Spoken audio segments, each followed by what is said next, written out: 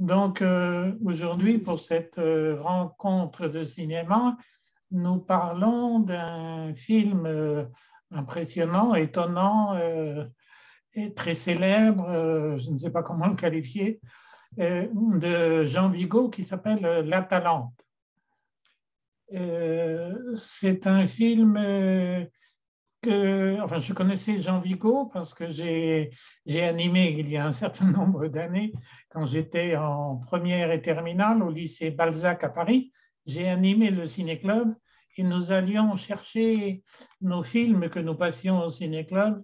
Nous allions les chercher à l'organisme qui prêtait les films aux différents ciné-clubs. Je ne me souviens plus si c'était l'association ou le club, peut-être l'association Jean Vigo. Et j'avoue que je n'avais jamais, Jean Vigo, de réalisateur de La Talente, et je n'avais jamais vraiment creusé. Mais bon, récemment, j'ai vu le film, j'en ai vu un autre, etc. Et je crois que, évidemment, c'est un peu impressionnant. En plus, Jean Vigo est d'origine espagnole, et puisque ses parents étaient, et son père au moins, j'avoue que je ne sais pas sa mère, sûrement, était espagnol, et donc j'ai pensé que c'était... Voilà. Pour commencer, si vous le voulez bien, je dirais juste que moi, j'ai vu le film, j'ai beaucoup aimé le film, ça m'a beaucoup impressionné.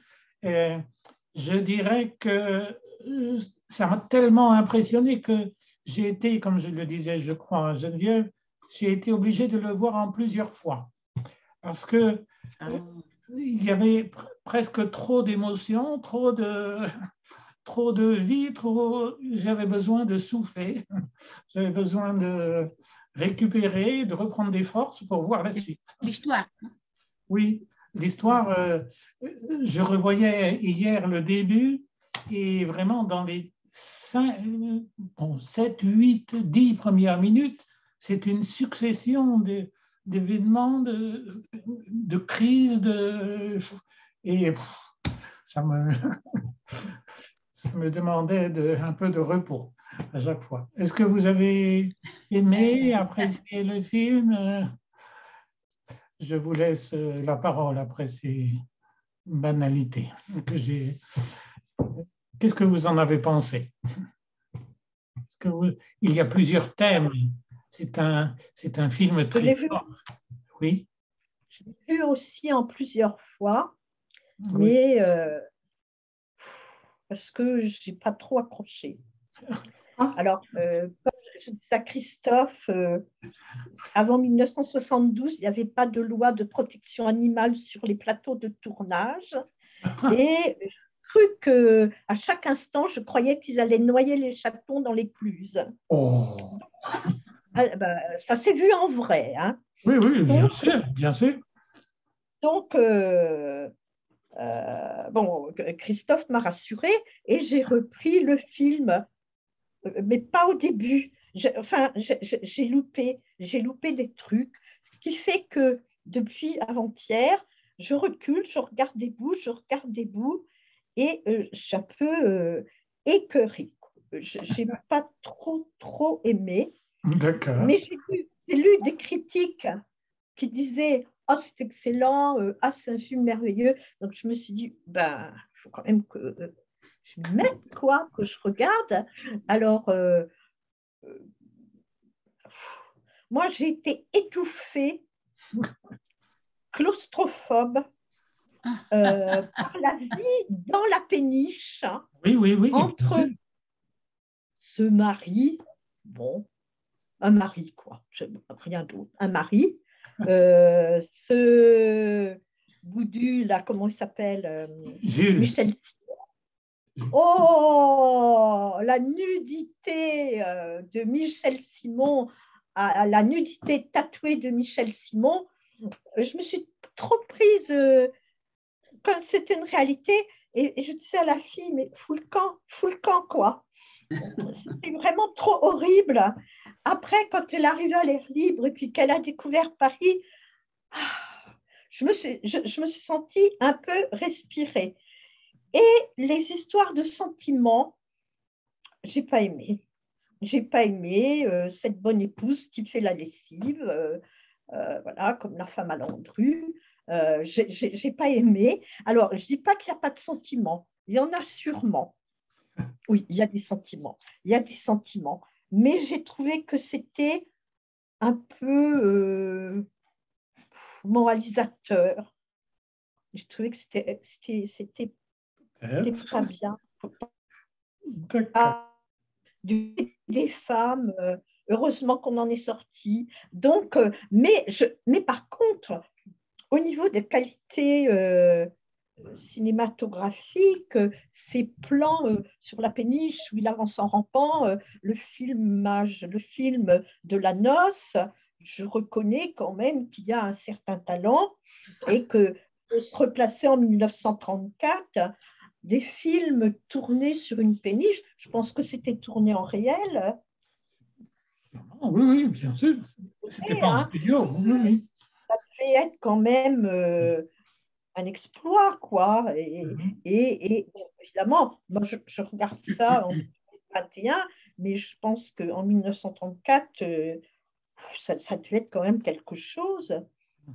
D'accord. Et puis, Dita, l'actrice, c'est une jolie fille, quoi. Oui. Mais j'ai trouvé, peut-être que je l'ai un peu pris à cœur aussi et que je me suis dit, nom de Dieu, comment je vais faire pour sortir de cette péniche, quoi. Voilà, c'est un peu ça. Pardon d'avoir été longue. Je vous en prie. Mais Juliette, elle est très bien sortie. Elle ne s'est pas posé toutes ces questions. Hein. Juliette, elle est Hélas. sortie. Enfin, voilà une réaction. Bon, je veux dire, c'est pas non plus, je sais pas rester indifférente. Ça fait poser des questions, ça fait ressentir quelque chose. D'accord. Très Hein, bien. voilà. Est-ce que vous avez d'autres. Qu'est-ce que vous en Non, avez bah, pensé? écoutez, sonne. J'ai beaucoup aimé les images de presque tout, non? Après le mariage, quand on est sorti de l'église, il Oui, s'apparaît presque en, comment est-ce qu'on dit, en cortège funèbre, non? Parce Oui, que, oui, je pensais qu'ils se sont mariés parce qu'elle était enceinte, non? Une chose comme ça, non? Et bon, parce qu'il m'a paru très triste, non? D'abord, et après, non. Non, et la première scène dans la péniche, quand elle est lui résiste un peu, oui, non? oui, oui, oui. Oui, oui, c'est comme si celle avait des doutes, non? Oui, Je suis sortie d'un village pour me mettre dans une péniche, non? oui, c'est la Oui, claustrophobie. C'est la oui, claustrophobie dont on oui, pouvait parler peut-être. oui, Bien sûr. oui. Et après, les images des canaux et quand, bueno, de la péniche, la relation entre Juliette et le père Jules, Jules? pour moi, c'était très intéressant. Et après, la manière de décrire l'époque, parce que nous pouvons le voir à Paris avec les personnes qui cherchent, qui sont en chômage, Oui, et, le voleur, et la police. Il y a beaucoup de choses bien sûr. qu'il a atteintes, non, avec ce film, non, et très, comment est-ce qu'on dit ça? Très,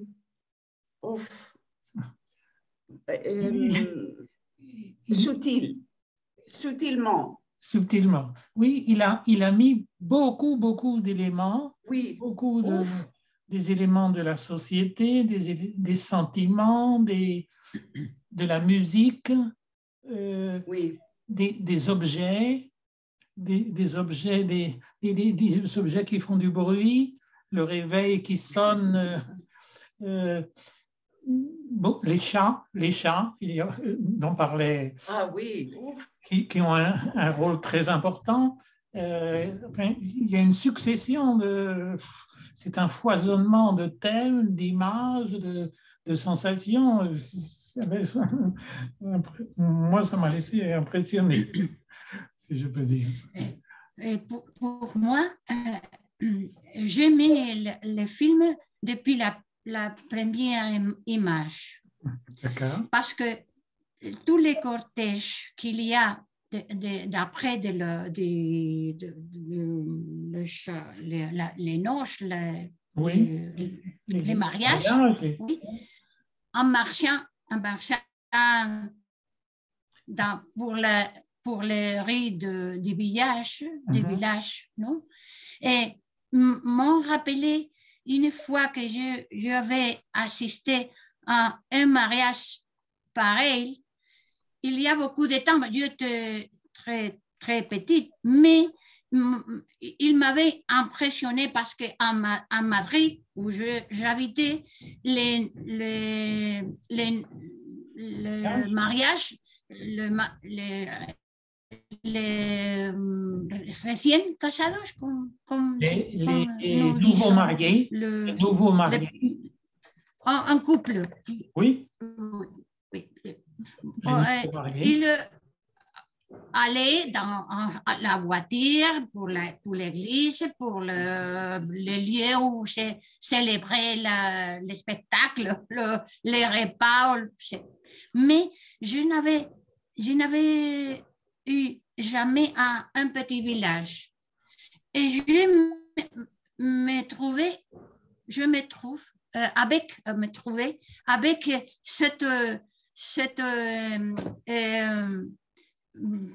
le même, les mariés qui marchent et tous les invités après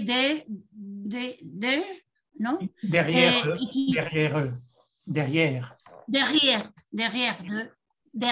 oui, derrière. Et il m'a fait me rappeler un moment de ma vie que je m'aime beaucoup parce que j'appréciais la forme de ce mariage, non? Que je ne connaissais pas. Mais surtout, je crois que Jean Vigo a su mettre en image les sentiments, a su mettre en image les sentiments.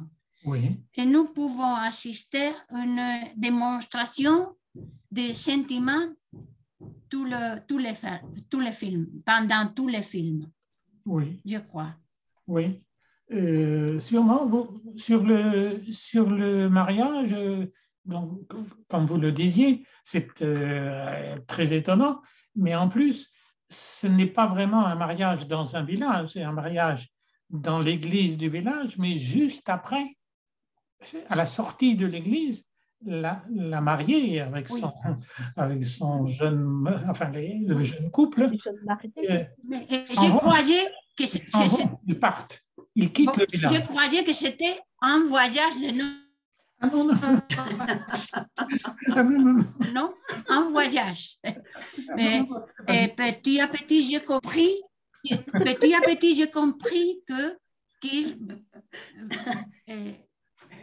vont vivre dans ce lieu, non? Oui. Oui, évidemment. D'ailleurs, il y a dans le cortège des villageois qui suit les mariés à la sortie de l'église, il y a peut-être la maman de la jeune épouse qui dit dire qu'elle n'a jamais quitté le village. Oui, oui. Elle n'a jamais quitté le village.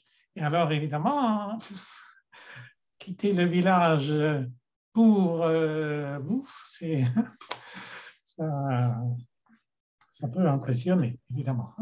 Oui. Et pour la maman, sa fille n'a jamais quitté le village.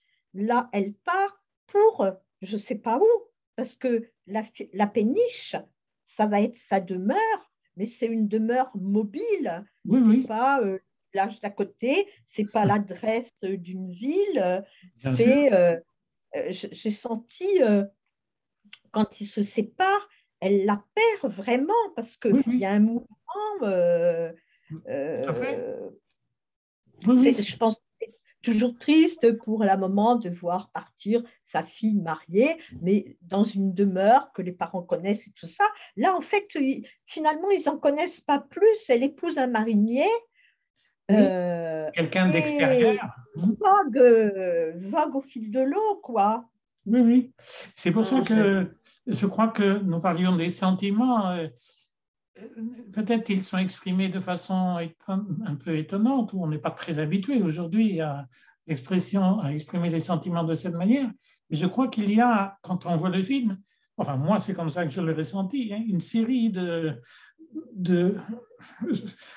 de pression sur le cœur, ou je ne sais pas quoi, de sentiments. On se dit, la pauvre maman, évidemment, ça doit marquer.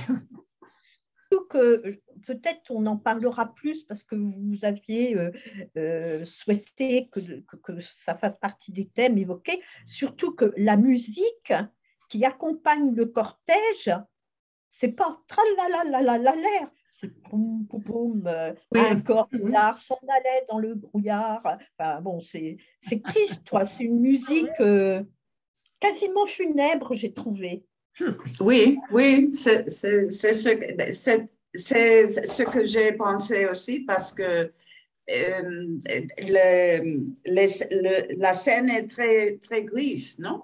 Très, Oui, très grise et on ne sait pas où ils vont, non? Ils vont entre les pays, non? Entre les pays, Les arbres. comment est-ce qu'on dit? Avant d'arriver à la péniche, Oui, il se trouve entre des grands... oui, je disais des arbres, mais non, c'est peut-être Non, non, non, non, c'est de pays, comment est-ce des qu'on dit ça? roseaux. Des roseaux. Non, c'est ce que mangent les vaches. de Des l'herbe, grands...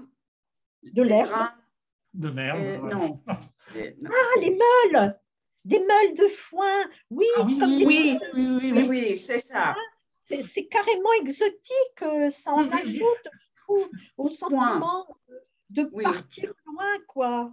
Oui, mais c'est la campagne, la campagne profonde d'il y a, enfin profonde, je ne sais même pas. oui, C'est Euh, pas oui, si oui, oui. profond que ça, oui, l'Oise, oui, oui, oui, ça ne hein, doit pas être très Mm. loin non plus, mais une porte de la région parisienne, quoi. Ça nous en apprend quand même, hein. d'accord.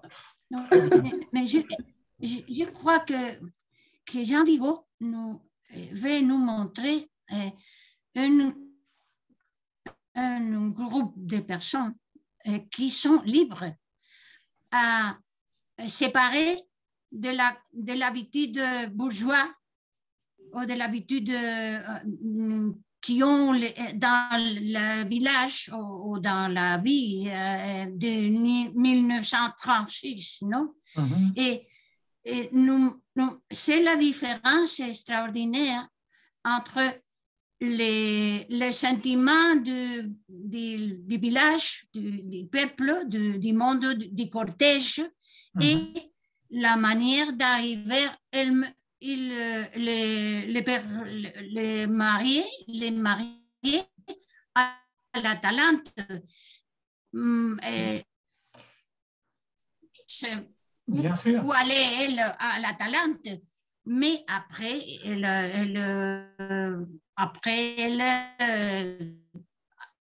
fera ce qu'elle veut faire, non? Je fais. Aller avoir la ville, connaître Paris, tout ça. Mais je crois que il y a une rupture entre les habitudes du village Ah oui. et les habitudes du le petit bateau, la péniche, qui qui vont à vivre tous ensemble avec l'oncle et les petits, les jeunes, les garçons, non? Les garçons. Et l'oncle, c'est génial.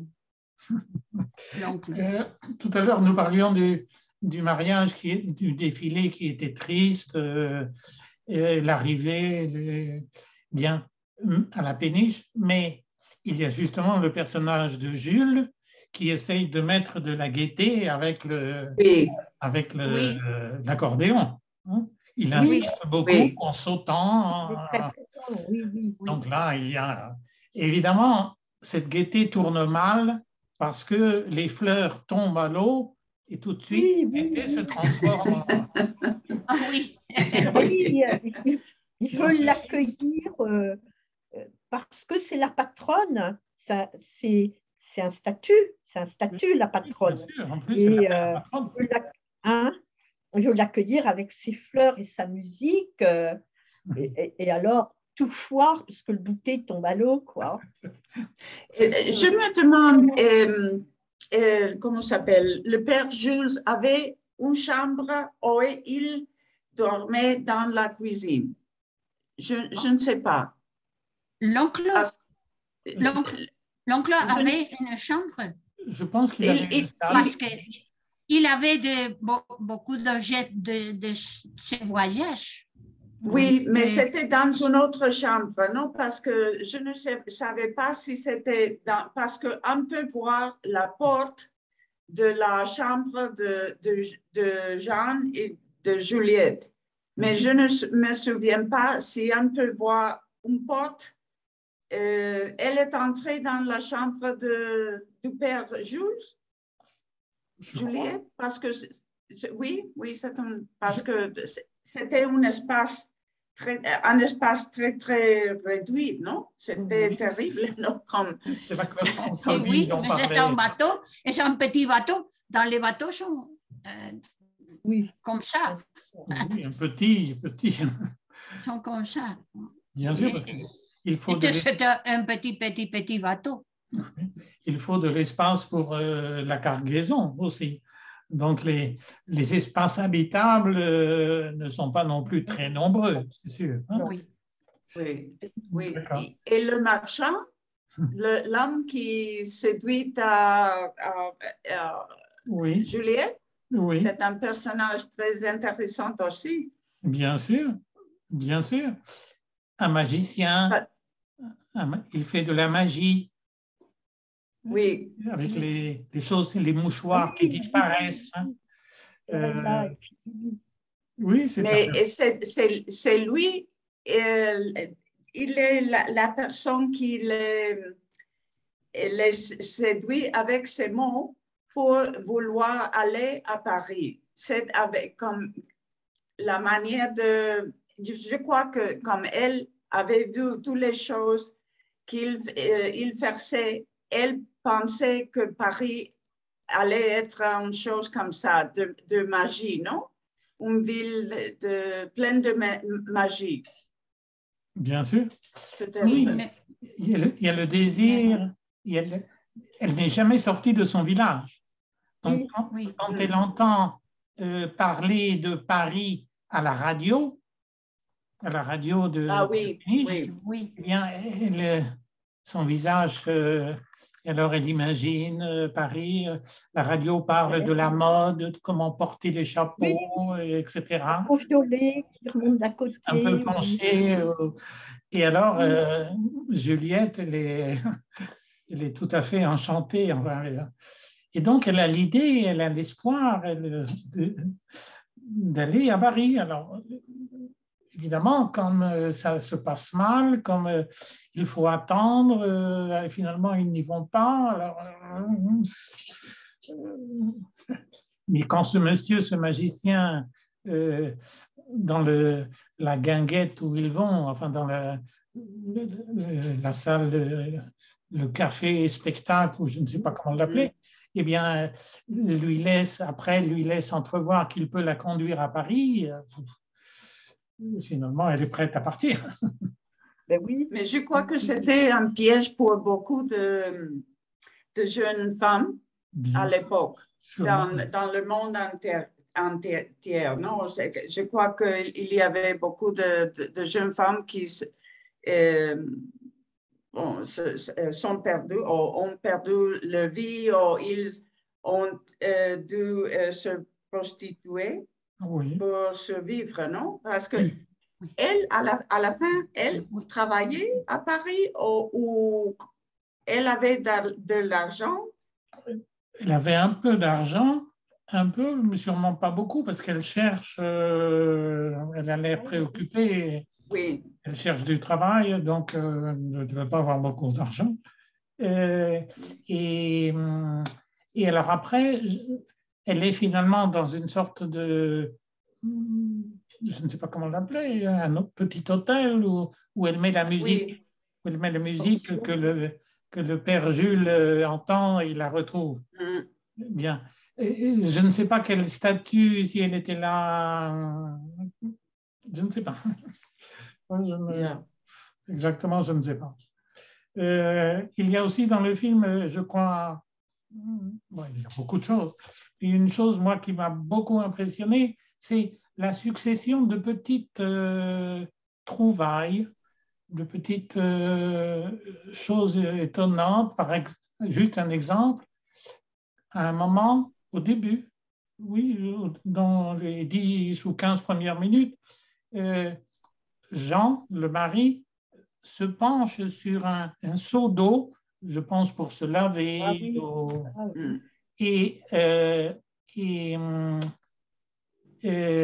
Juliette en profite pour lui mettre la main un peu dans l'eau. Pardon, lui mettre la main sur la tête pour qu'il mette sa tête dans l'eau. Excusez-moi. Et vous avez compris pourquoi elle fait ça? Je pense que c'est quelque chose qu'elle a vécu. Oui. Je pense qu'elle a vécu ça. Je dis ça parce que moi, je l'ai vécu quand j'ai appris à nager à 55 ans. On apprenait à se mettre la tête dans une bassine d'eau pour ouvrir les yeux. Et je pense qu'elle a expérimenté ça d'une manière ou d'une autre pour voir autrement, quoi. Oui. Comme quand on met la tête dans l'eau, par exemple à la piscine, c'est extraordinaire, de limpidité, des formes déformées, du carrelage déformé. Et peut-être que ça fait partie de son rêve, de ses rêves, comme d'aller à la ville, de ses rêves imaginaires pour voir quelque chose qui n'existe pas au moyen de l'eau, quoi. Oui. J'ai vu un peu ça comme ça, mais chacun peut le voir différemment avec ce qu'il a vécu lui-même. Elle explique après qu'elle s'étonne que Jean, apparemment, ait fermé les yeux quand il était dans l'eau. Parce qu'elle dit qu'elle, au contraire, elle a l'habitude de regarder, d'ouvrir les yeux dans l'eau pour voir les choses qu'elle aime. Et elle lui dit même qu'un jour, en ayant les yeux ouverts dans l'eau comme ça, elle avait vu Jean avant qu'il arrive, avant qu'il vienne, et qu'elle l'avait reconnu. C'est pour ça qu'elle l'avait reconnu, parce qu'elle l'avait déjà vu quand elle avait les yeux ouverts dans l'eau. Je trouve qu'il y a une succession de choses comme ça qui me laisse un peu pantois, je dirais. Oui. Mais c'est l'oncle qui sauve les couples parce que bien sûr. il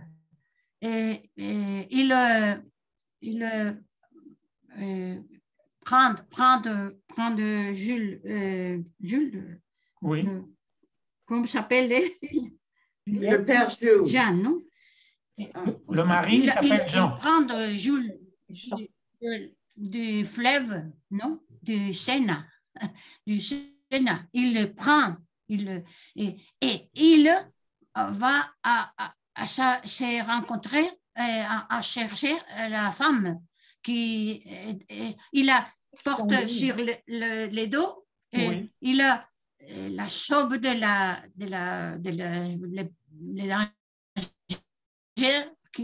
qu'elle pouvait avoir, non? Pouvait avoir. Et je crois que le personnage principal, c'est l'oncle. Oui. Je crois. Pour moi. Il parle d'un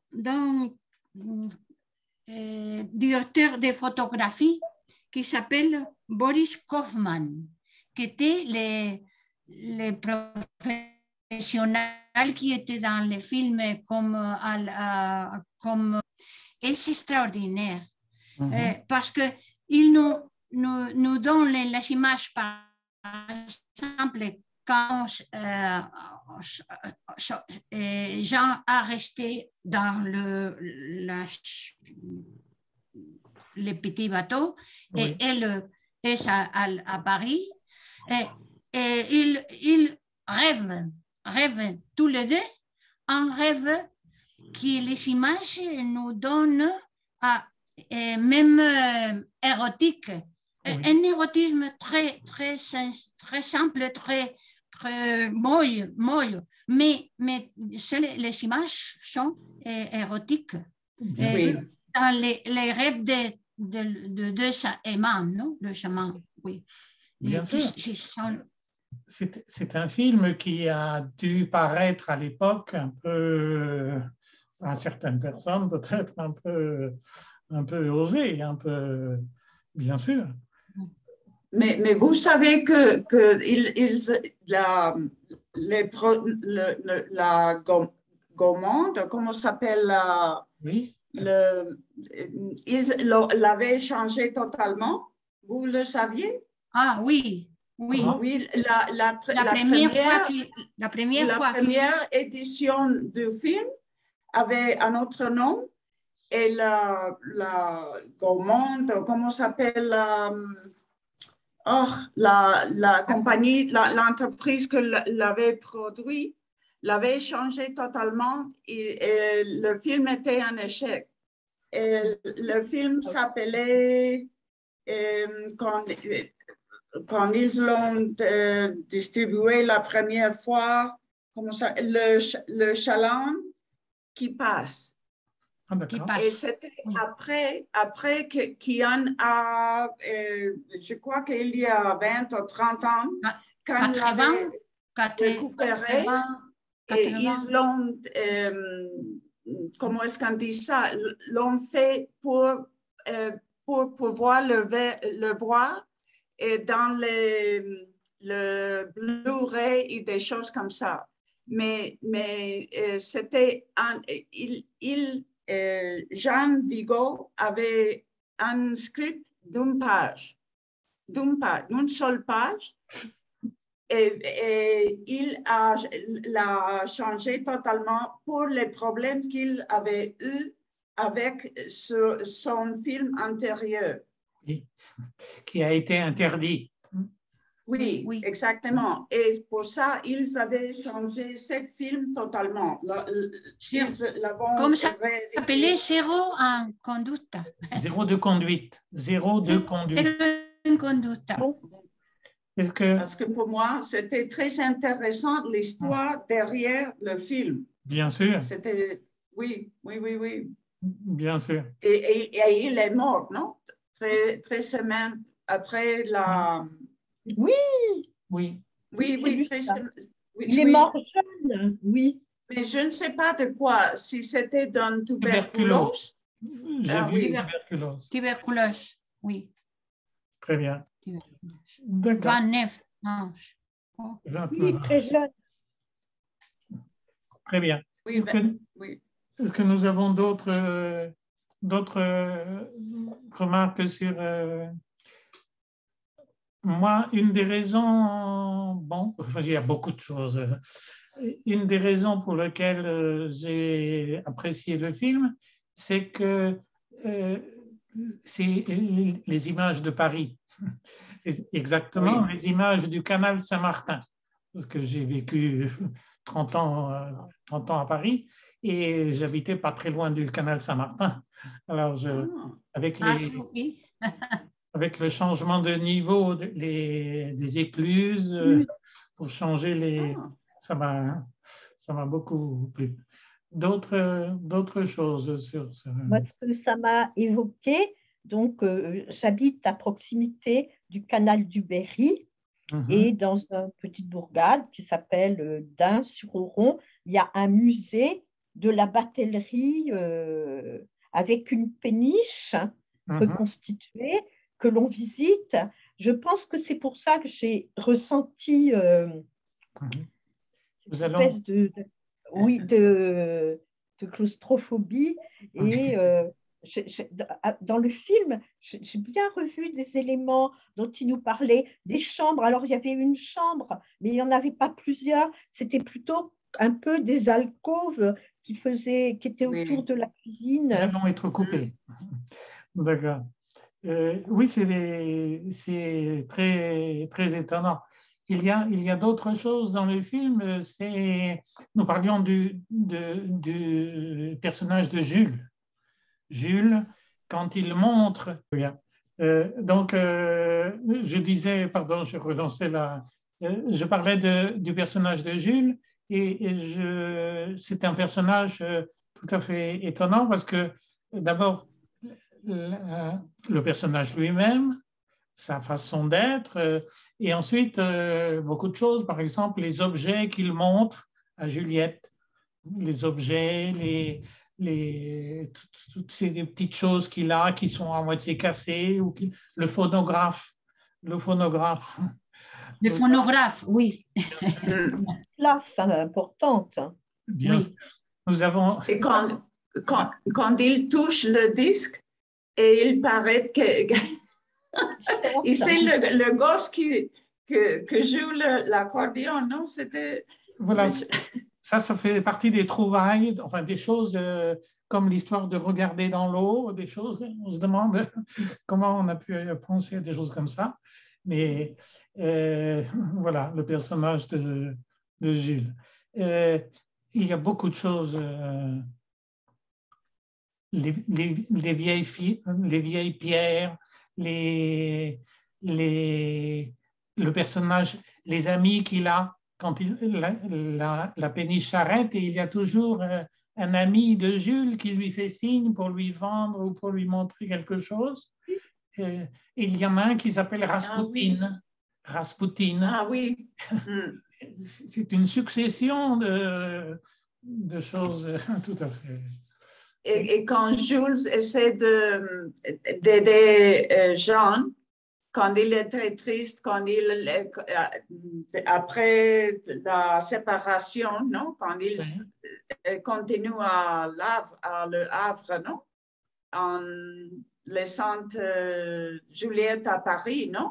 Oui. Et ça paraît une dépression. Et c'est lui, c'est Jules, la personne qui va à Paris à chercher et comment est-ce qu'on dit, la monte sur son... La prend sur son épaule. Comme si elle était une chatte, non? Ah oui, comme ces chats. Exactement. Les fameux chats dont vous parliez, Geneviève, qui sont sur l'épaule de Jules et qui ont du mal à se tenir. À se tenir parce que Jules, il danse, et les pauvres chats, évidemment. D'ailleurs, ce passage, ça me faisait penser à une autre œuvre.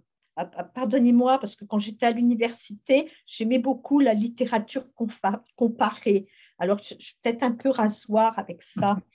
Ça me fait penser au film Pagnol. Pagnol. Oui.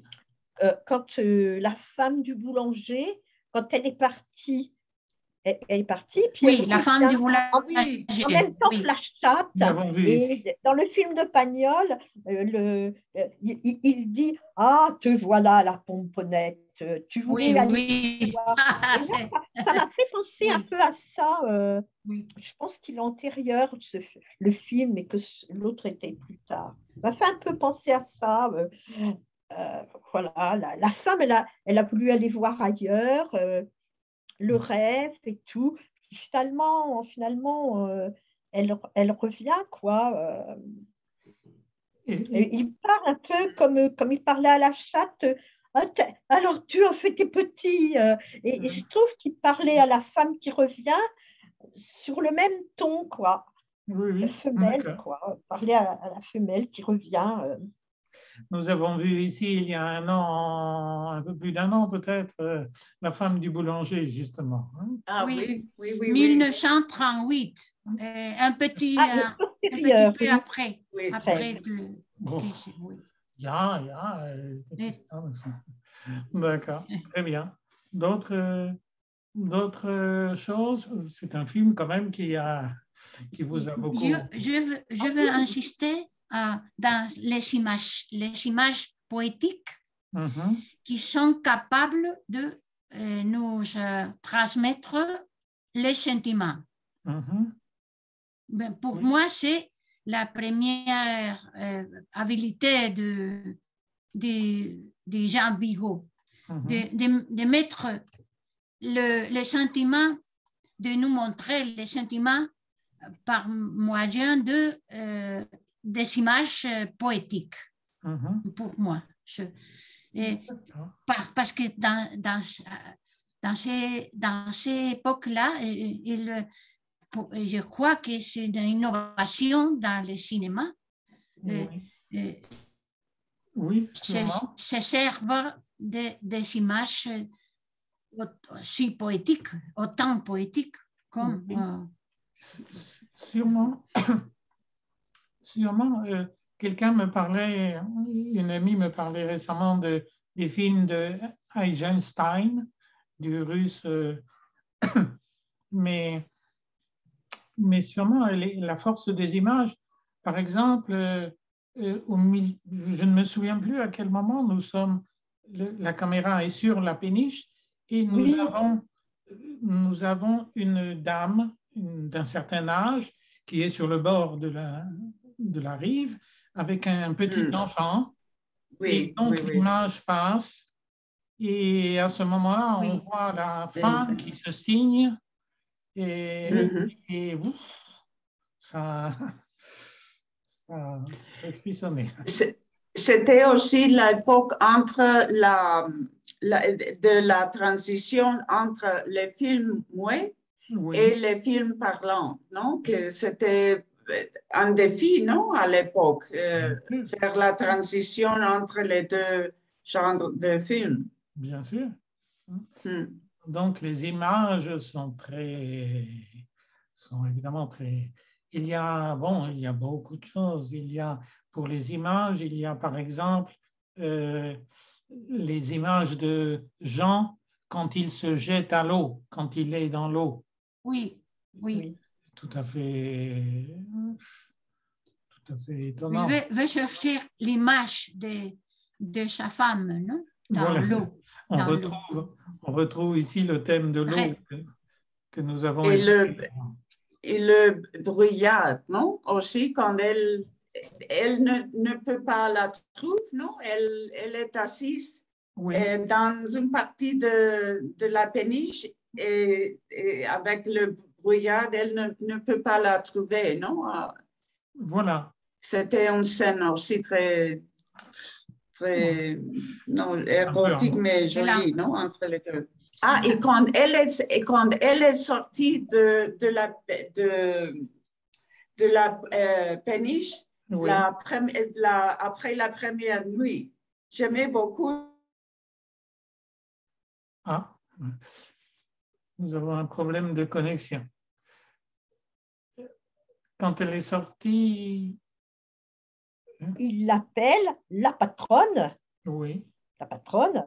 Et il y a la musique, les mariniers, à ce moment-là, le tout, comment dire, ça situe ça situe, comment dire, en fait, elle vient de passer sa nuit de noces. C'est une jeune mariée, mais elle est dans un contexte social où elle a une place de patronne. Et eux sont des mariniers. Ils ne sont pas là en villégiature, ils ne sont pas en yacht. Bon, d'accord, c'est son voyage de noces, mais c'est le boulot. C'est le boulot. Et on imagine, on ne sait pas ce que ça représentait marinier. Est-ce que c'était un bon parti ou est-ce que ce n'était pas un bon parti? Et je me suis posé la question, là, dans cet univers-là, pourquoi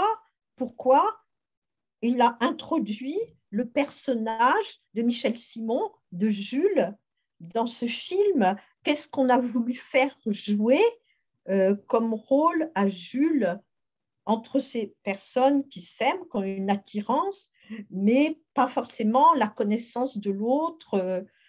C'est un peu quelque chose de détourné. Comment dire? J'ai l'impression qu'il est là pour éviter que les deux jeunes mariés ne s'affrontent, mais amoureusement, devant le spectateur. C'est un peu comme une pièce antique où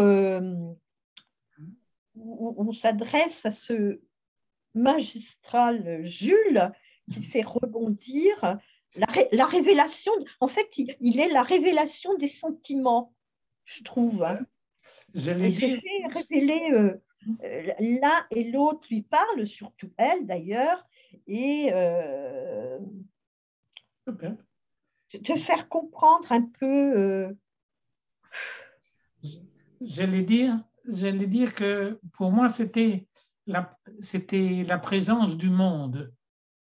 Oui. En plus du couple, qui a peut-être tendance ou qui pourrait peut-être se refermer sur son histoire de couple, eh bien, pour moi, c'est ce que je pensais pendant que vous parliez.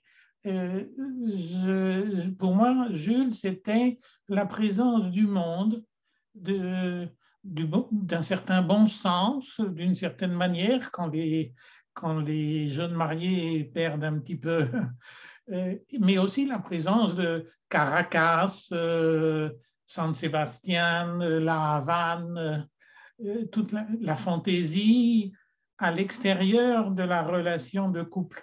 C'est comme ça que moi j'ai senti ce personnage. Évidemment, et il sauve le mariage, je crois. Bien sûr. Bien sûr. C'est lui. Même si quelquefois, c'est lui qui pose le problème. Oui. Mais à chaque fois, au dernier moment, pour laver le linge, par exemple, pour laver le linge. Non, il ne veut pas laver le linge. Il ne veut pas que donner son linge. Et puis finalement, bon, d'accord, pour faire plaisir à la patronne. Donc, il y a toujours cette volonté de s'opposer et bon, on ne va pas créer un problème pour ça. La musique, non? La musique, c'est joli. C'est joli. Oui. Je crois. C'est joli, quelquefois ça peut être un peu... Jauvert, l'auteur. Oui. Maurice Jauvert. Et cette scène, vous avez sûrement remarqué aussi, Jean est à la barre, Jules joue de l'accordéon et pour qu'enfin Jean aille prendre Juliette dans ses bras, alors il donne son accordéon au petit gars pour qu'il continue de jouer. Et lui, il va remplacer Jean. À la barre. Il y a un changement de place. C'est théâtral, ça. C'est théâtral. Pour que Jean, il n'ait plus aucune excuse pour aller prendre sa femme dans les bras, quoi. J'ai bien aimé, moi, cette scène-là. une autre scène, une réaction aussi. Enfin, le rôle peut-être de Jules, c'est peut-être aussi de réagir par rapport au couple. Oui. Parce qu'à un moment, il dit, oh, il commence à me courir, c'est deux, je ne sais plus comment il dit, en train de se bécoter, en train de se chamailler ou en train de se disputer, je ne sais plus quelle est l'expression qu'il...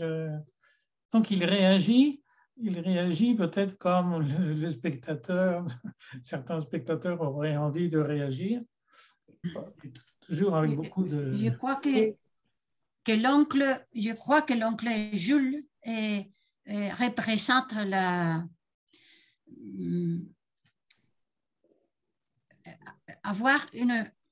savoir de la vie, non? Oui. Représentant en face de régimes de mariés qui ne savent pas beaucoup. Bien sûr. Ce qu'est la vie, non? Qu'est-ce que c'est la vie? L'expérience devant des couples, non? Et l'enfant qui regarde tout ne dit pas rien, mais il est gentil. Il regarde. Il est gentil. Gentil. Oui, gentil. Il est patient. Oui. Et il est de bonne composition, comme on dit. Il apprend. Je pense. Il apprend. Il y a, bon, moi j'ai une dernière chose, le personnage de Jean, du mari, ça m'a un peu étonné l'affirmation qu'il fait de l'autorité. C'est lui le chef. Oui. C'est lui le patron. Oui. Quelquefois, il le fait avec douceur, mais d'autres fois... donc, je ne sais pas si c'est une critique des relations de travail, je n'ose pas le prononcer, mais bon, c'est lui qui affirme, et pas de discussion parce que c'est moi qui commande ici. Mais le titre du film n'a pas un peu... parce que le personnage d'Atalante, c'était une femme grecque, non? Oui. Avec beaucoup de caractère, non? C'était des caractères très forts. Et je crois que c'est ça, non? Que c'est le mélange de deux caractères très, très forts. Et c'est en plus une femme. Non? C'était un peu comme ça, non? Parce qu'Anne n'a pas parlé du titre, que je ne sais pas exactement comment était le personnage d'Atalante. De la mythologie. J'avoue que je n'ai pas vérifié avant. Grecque. Oui, bon. Oui, mais très, très, une femme très forte, non? Je crois. J'avoue que je n'ai pas vérifié. Donc, dans le film, il y aurait 5 personnages principaux. Le couple, Jules, le garçon, le jeune garçon. L'oncle. Donc, Jules, l'oncle, le jeune garçon, et peut-être l'Atalante. Peut-être le chat. Le bateau avec le oui. personnage mythologique derrière, peut-être. Oui. Il faudrait... Peut-être, oui. D'accord, c'est une très bonne... Très bien. Est-ce que vous avez... une scène qui m'a surpris, c'était la scène du patron de l'entreprise, non? Oui, c'était très frappant, non? La manière de traiter les employés. Bien sûr, bien sûr. C'était une vie très, très dure, non? C'était une époque très, très bouffe dans le monde entier, non? Je crois que 1934, non? Après la dépression ou pendant la dépression. Oui. Et en tout cas, il explique qu'il n'a pas de temps à perdre, il dispute tout le monde, il est très... Oui. Il n'a pas de temps. Et alors, venez, rentrez, vous sortez. C'est l'autorité économique, l'autorité de l'entreprise. Sociale. Et peut-être la relation entre le patron et les employés, non? Que c'était comme ça, je ne sais Bien pas, sûr. mais peut-être non. Un peu, c'est un peu comme une famille, un peu paternaliste, on les gronde comme on gronde ses enfants à la maison. Oui. Pour autorité, c'est moi qui commande, quoi. Oui, alors là, celui qui dit que c'est moi qui commande, que c'est lui qui commande sur l'Atalante, là, il ne commande pas du tout. Voilà. Il y a quelqu'un d'autre qui commande.